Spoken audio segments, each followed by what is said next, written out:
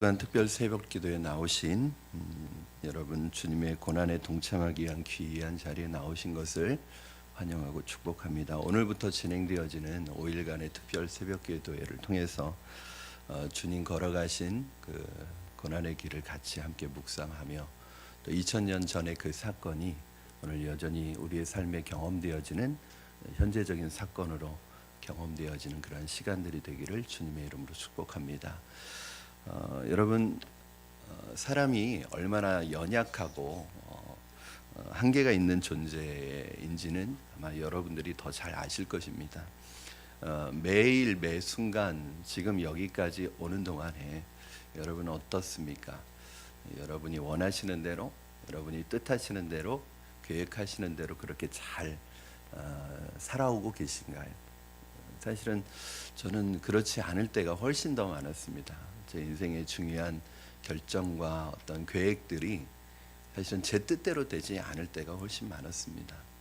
그때마다 이제 제가 느끼는 것은 이게 인간이 가지고 있는 한계이구나. 내가 계획했다고, 내가 원한다고, 내가 그렇게 결심했다고 그대로 살아갈 수 없는 한계를 가지고 있다는 그런 생각을 했습니다. 신앙생활도 마찬가지입니다. 날마다 신앙적으로 우리가 믿음의 결단을 하는 거 굉장히 중요합니다. 어저께 들으셨던 말씀과 오늘 말씀을 잘 균형을 이루셔야 됩니다. 우리는 날마다 들은 말씀을 붙들고 하나님의 그 뜻을 가지고 믿음의 결단을 해야 되고 신앙적인 결단을 해야 됩니다. 의지적으로 우리의 결단을 해야 됩니다. 그러나 여러분도 아시겠지만 우리가 하나님의 말씀을 듣고 내가 의지적으로 신앙적인 결단을 한다고 해서 그렇게 다 사라지는 게 아니라는 게 여기에 한계가 있는 거예요. 오히려 어떤 면에서는 믿음으로 결단하고 살아가려고 할 때 그렇게 살아갈 수 없도록 만드는 일들이 우리 주변에 너무나 많고, 내가 하나님의 말씀의 은혜를 받아서 믿음으로 살아가려고 하면 오히려 그 은혜를 쏟아버릴 일들이 우리 주변에 많이 생긴다는 사실입니다. 오늘 본문에 등장하는 베드로는 여러분들 잘 아시는 것처럼 고난 주간 때마다 등장하는 사람입니다. 예수님 그 부인한 것 때문에 고난 주간 때마다 한 번씩은 꼭 등장하는 사람입니다. 근데 사실은 베드로를 보시면 베드로 참 굉장한 사람입니다. 3년 동안 예수님을 따라다녔고 그 3년 동안 예수님을 따라다녔던 그 무리의 대표였고 수제자였습니다. 근데 어느 날 예수님께서 베드로에게 이상한 말씀을 하십니다. 만찬자리에서, 최후의 만찬자리에서 오늘 네가 닭 울기 전에 3번 나를 부인할 것이라는 그런 엄청난 말씀을 하세요. 정말 뜬금없는 말씀이었습니다. 그 현장이 어떤 분위기였냐면 오늘 나를 팔자에 대해서 말하는 가룟 유다에 대한 말씀을 하시는 자리여서 서로가 누구냐인지 궁금해하던 그런 상황이었습니다. 그런데 그 상황에서 베드로를 콕 집어가지고 지명해가지고 오늘 내가 닭 2번 울기 전에 나를 3번 부인할 것이라는 이야기를 합니다. 그러면 이제 분위기가 이상한 분위기로 흘러갑니다. 왜냐하면 사실은 나를 팔자가 누구인지는 구체적으로 가르쳐 주신 건 아니거든. 근데 어떤 면에서는 그 분위기가 베드로에게 이렇게 시선이 몰리는 분위기가 아니었을까. 그때 베드로가 속으로 얼마나 속이 상했겠어요. 그렇죠? 주님, 나를 도대체 어떻게 보고 이런 말씀을 하시는지. 그래도 내가 충성도로 따지면 아마 이 12제자 중에 가장 충성이 높을 텐데 주님, 나를 이렇게 생각하시는구나, 서운하다, 이런 생각을 가졌을 수도 있습니다. 그래서 베드로가 그 자리에서 뭐라고 하냐면, 다른 모든 제자들이 주님을 버릴지라도 저는 결코 주님을 버리지 않겠습니다 하고 호언장담합니다. 다른 복음서에는 나타나지 않지만 마가복음에는 거기에다가 더 덧붙여서 뭐라고 하냐면, 제가 주와 함께 죽을지라도. 이게 다른 복음서에는 없는 내용이에요. 마가복음에만 있는 내용인데, 제가 주와 함께 죽을지라도 주님을 부인하지 않겠습니다, 이렇게 호언장담을 합니다. 저는 이때 베드로의 고백이 허풍이라고 생각하지 않습니다. 허세라고 생각하지 않고 진짜 베드로의 진심이었을 거예요. 그만큼 주님을 사랑했고, 주님을 버리는 것은, 주님을 부인하는 것은 베드로에게는 상상할 수 없는 일이었습니다. 베드로는 오늘 본문에 보니까 자신의 진심을 주님 앞에 증명이라도 해 보이기라도 하듯이 다른 제자들은 다 도망갔음에도 불구하고 베드로는 끝까지 예수님의 신문 받는 자리까지 쫓아갔습니다. 우리 마가복음 14장 54절 말씀 여러분 한번 같이 읽겠습니다. 시작. 베드로가 예수를 멀찍이 따라 대제사장의 집들 안까지 들어가서 아랫사람들과 함께 앉아 불을 쬐더라. 본문을 읽으면서 한번 우리 질문을 해볼까요? 왜 베드로는 여기까지 따라갔을까? 예수님께서 이미 경고까지 주셨고 주님의 그 경고라면 그럴 수 있는 확률이 높을 것인데 왜 여기까지 따라갔을까? 차라리 그 경고를 받아들이고 따라가지 않았으면 예수님을 부인하지는 않았을 텐데 왜 여기까지 따라갔을까요? 저는 한번 베드로가 되어서 한번 생각해 보았습니다. 베드로가 되어서 생각해 보니까 첫째, 주님의 말씀이 틀렸다는 걸 증명해 보이고 싶었을 거예요. 주님이 나를 그렇게 보셨지만 나는 그런 사람이 아니에요 라고 한번 증명해 보이고 싶었을 것이고, 두 번째는 베드로는 인간적인 의리 때문이었습니다. 여러분 잘 아시는 것처럼 베드로는 기질적으로 다혈질적인 사람이에요. 의리파의 사람입니다. 심지어는 예수님을 잡으러 왔던 그 대제사장의 종의 귀를 그 자리에서 칼로 내리칠 정도로 충동적이지만 또 동시에 의리가 있는 사람이었어요. 아마 주님과의 의리를 지키고 싶었을 것입니다. 즉 이 베드로 의리파였던 이 베드로에게 있어서 예수님을 스승을 버리고 도망간다는 것은 상상할 수도 없는 일이었을 것입니다. 우리가 여기서 깨닫게 되는 것은 무엇인가? 저는 오늘 여러분과 이 부분을 나누고 싶습니다. 인간적인 의리, 인간적인 정의감 오래가지 않습니다.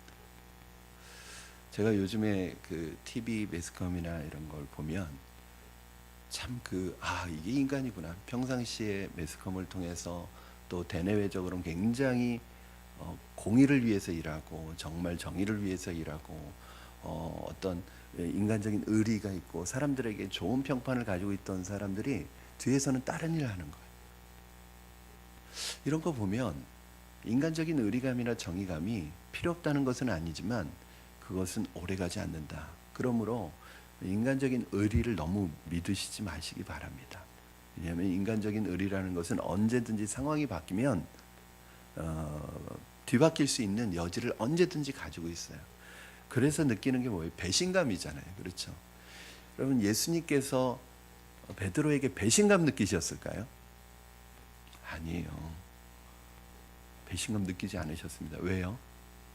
그럴 수 있는 사람이기 때문에 그렇죠. 인간적인 의리 믿고 있다가 그것이 틀어지면 거기 배신감 느끼는 거예요. 왜 그런가 하면 사람은 그걸 지킬 힘이 없습니다. 주님께서 우리에게 요구하시는 것은 인간적인 의리가 아니에요. 여러분 주님께서 여러분에게 너 나하고 의리 지켜야 돼, 그거 요구하시지 않습니다. 오히려 주님께서는 이 사건을 통해서 베드로에게 중요한 교훈을 하고 계시는 거예요. 산교육을 시키고 계시는 거예요. 그것이 무엇이냐? 신앙생활은 인간적인 장담으로 하는 게 아니다. 내 힘으로 하는 게 아니다. 내 결단, 내 장담, 네 힘으로 하는 것이 아니다.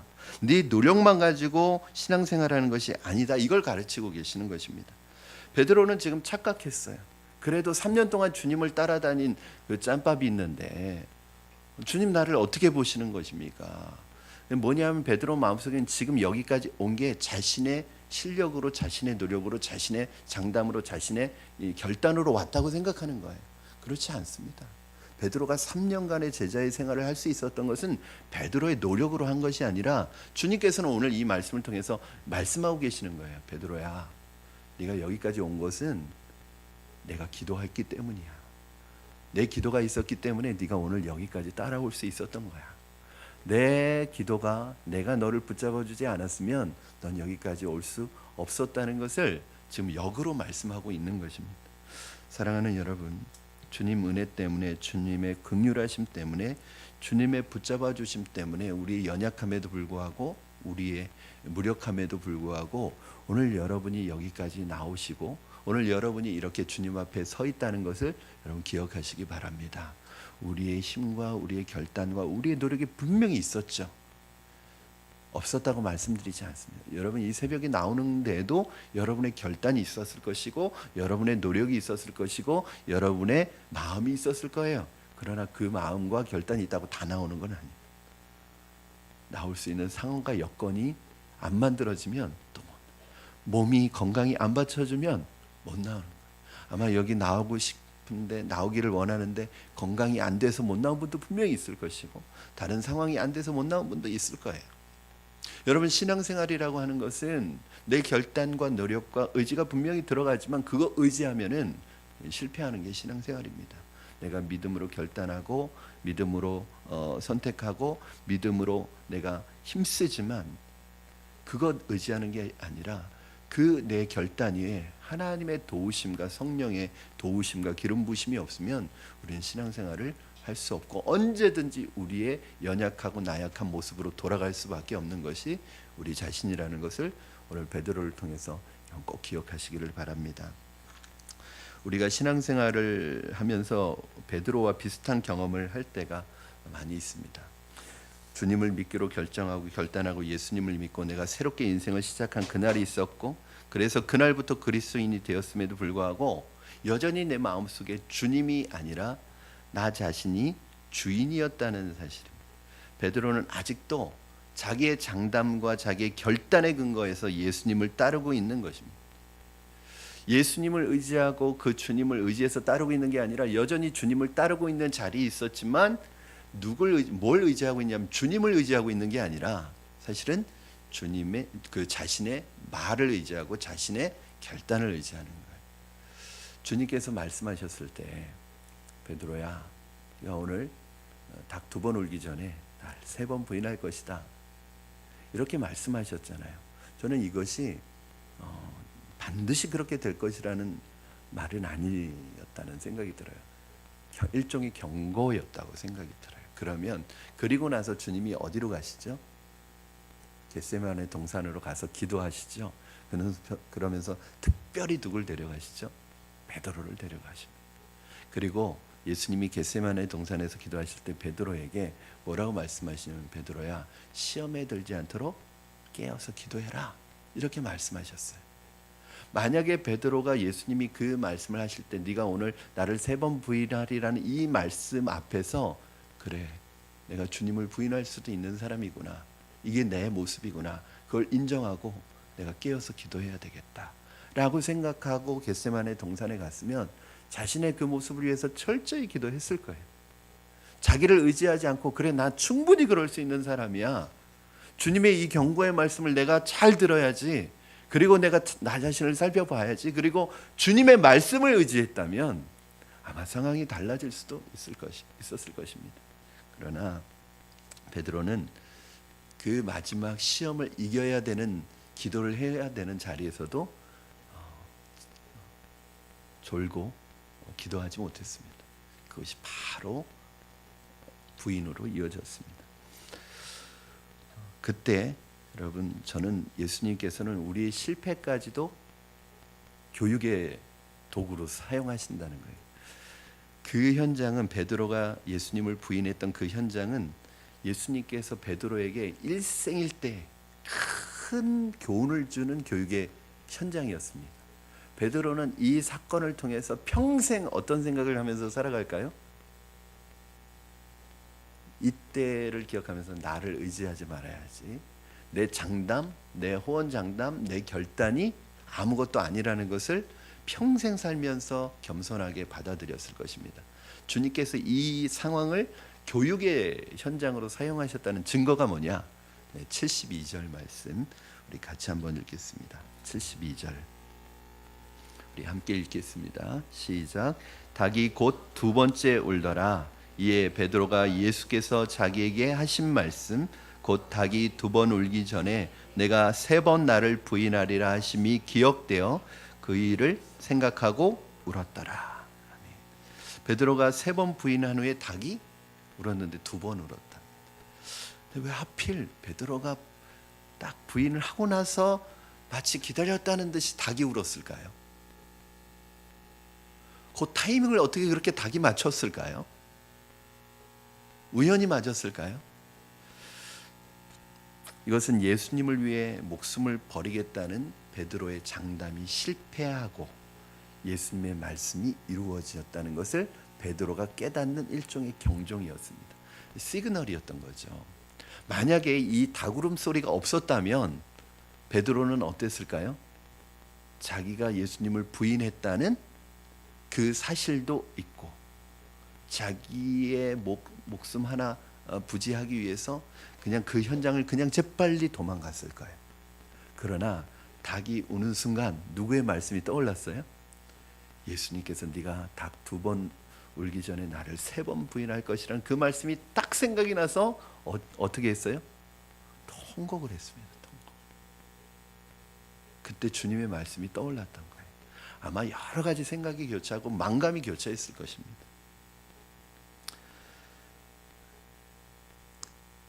아마 이 닭 울음소리가 없었다면 베드로는 자기의 실패조차 깨닫지 못했을 것입니다. 그런데 주님께서는 아브라함에게 모리아산에서 염소의 울음소리를 준비하셨던 것처럼 베드로에게 닭의 울음소리를 준비하셔서 그 자리에 무릎 꿇을 수 있도록 하셨습니다. 그리고 베드로는 그 자리에서 통곡하고 자신의 모습을 회개하였습니다. 여러분, 잘못된 길을 가는 것도 문제지만 더 큰 문제는 잘못된 길을 가면서도 자기가 뭘 잘못하는지 모르는 것입니다. 자기의 잘못을 깨닫지 못하는 것입니다. 내가 가고 있는 길이 잘못되었다는 것을 모르는 것입니다. 저는 이것이 이 경종이 뭐라고 생각하냐면 하나님의 말씀이라고 생각해요. 여러분, 매일매일 묵상하고 듣는 주님의 말씀이 우리의 삶을 되돌아보는 주님의 경종이 되기를 주님의 이름으로 축원합니다. 우리를 회개하도록 만드는 경종의 닭 울음소리가 되어야 합니다. 그래서 내 혈기, 내 힘, 내 장담, 내 결단 의지하지 마시고 그 순간순간 우리에게 주시는 하나님의 말씀의 경종을 다 잘 듣고 나를 겸손히 주님 앞에 내어드리시는 여러분 되기를 주님의 이름으로 축원합니다. 내가 예수님을 구주로 믿고 주님으로 고백하기 시작했다는 것은 그날부터 우리에게 엄청난 싸움이 시작됐다는 것을 말합니다. 그것은 예수님을 주님으로 삼아가는 싸움입니다.